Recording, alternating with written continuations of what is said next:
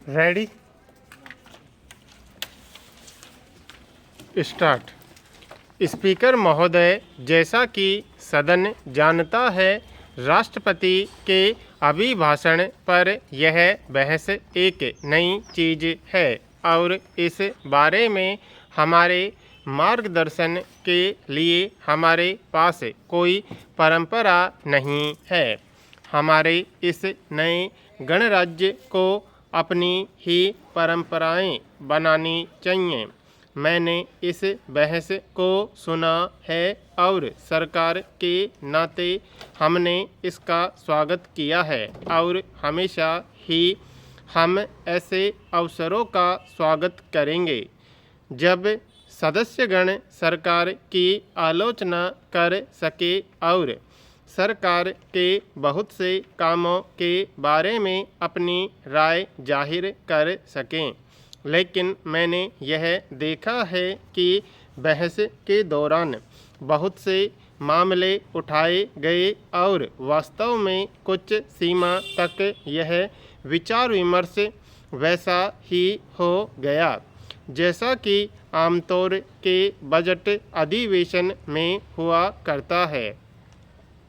किंतु महोदय, मैं नहीं चाहती कि किसी तरह से इस विचार विमर्श को कम किया जाए या इस पर कोई रोक लगाई जाए, लेकिन मैं आपके तथा इस सदन के विचार के लिए बहुत कुछ बातें सुनाना चाहूँगा।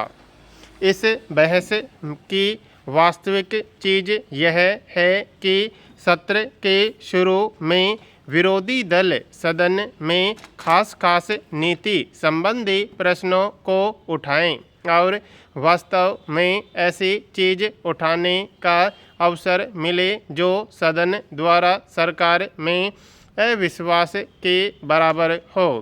एक नया सदन या नई सरकार स्वाभाविक रूप से यह चाहती है कि सदन को यह निर्णय करने का अवसर दिया जाए कि वह सरकार की मुख्य नीतियों को स्वीकार करता है या नहीं।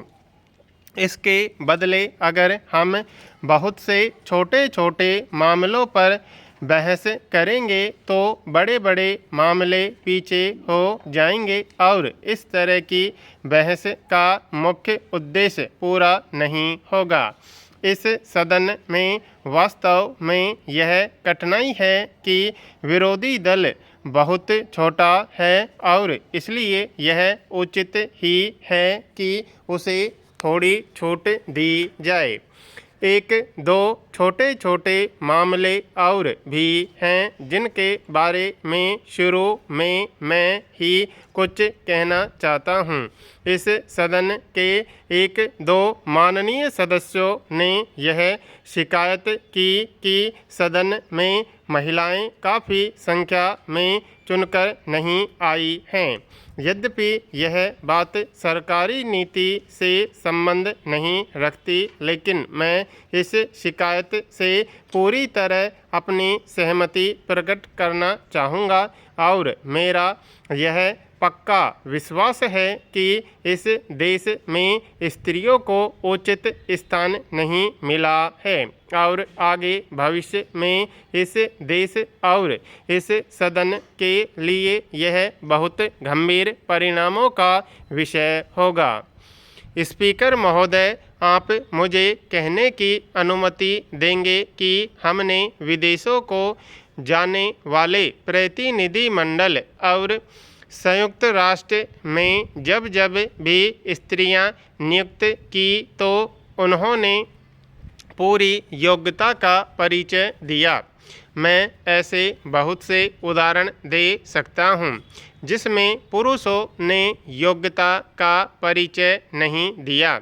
मैं अपने काफ़ी अनुभव से इस सदन को बता सकता हूँ कि जो महिलाएं हमारे प्रतिनिधिमंडलों या दूसरे काम से विदेशों में गईं, उनमें प्रत्येक ने भारत की साख को बढ़ाया और जहाँ जहाँ भी वे गईं उन्होंने बहुत अच्छा प्रभाव छोड़ा है। प्रिय मित्र, श्री त्यागी ने उस रस्म पर आपत्ति की है जो राष्ट्रपति के आने पर की गई।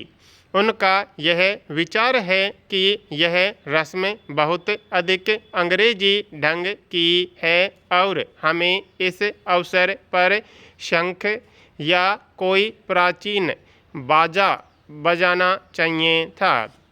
उन्होंने यह बात गंभीरता से कही या नहीं, यह मैं नहीं कहता, लेकिन इस बात ने सदन के विचार के लिए एक दिलचस्प बात अवश्य उठाई है।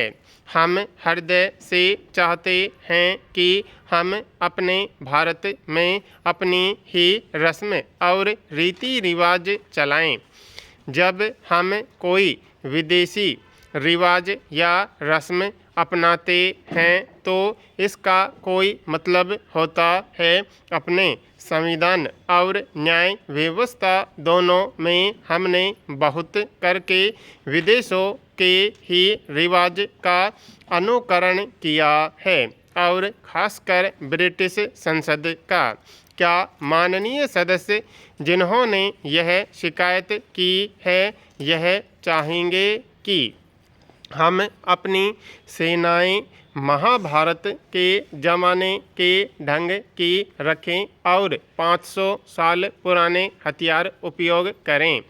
मैं यह बात इसलिए कहता हूँ कि हमारे देश में राष्ट्रभक्ति के नाम पर रूढ़िवादिता का समर्थन करने की आदत है। हम प्राय बीते ज़माने की हर बड़ी चीज़ को छोटी छोटी बातों के साथ मिला देने की गलती करते हैं। इसलिए इस ढंग से बराबर इस बात का खतरा रहता है कि बड़ी चीज़ों की उपेक्षा हो जाएगी और छोटी और अनावश्यक चीज़ें आगे बढ़ेंगी। इसलिए हमें इस तरह के मामलों पर सावधानी बरतनी चाहिए। छोटी छोटी बातों में उलझकर हिंदुस्तान ने भूतकाल में बहुत सी कठिनाइयाँ उठाई हैं।